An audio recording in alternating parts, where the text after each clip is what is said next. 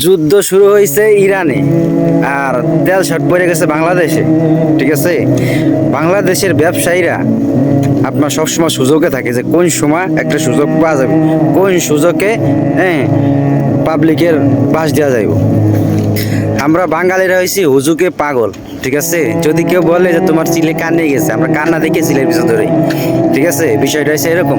দেখেন, পৃথিবীর কি কোনো রাষ্ট্রে গাড়ি ঘোড়া চলে না, মেশিন পাতি চলে না? আপনারা কি জানেন যে মালয়েশিয়াতে প্রচুর পরিমাণ গাড়ি আছে? ঠিক আছে, একটা ফ্যামিলিতে 4 জন মানুষ থাকে, তার 4টা গাড়ি আছে। ঠিক আছে, হ্যাঁ, তো তারা তো এরকম করতেছে না, যার তেল লাগবে সেও তেল নিতেছে, যার লাগবে না সেও নিতেছে। আরে ভাই, এটা কোনটা? এটা কোনটা? আমাদের বাংলাদেশের মানুষের স্বভাব যে এত খারাপ, পৃথিবীর কোনো রাষ্ট্রে এরকম নাই। ঠিক আছে, আমরা যে কবে মানুষ হব, মানুষের মতো মানুষ হব, হ্যাঁ, দোয়া করি আল্লাহর কাছে যেন সবাইকে এই হিদায়াত দান করে।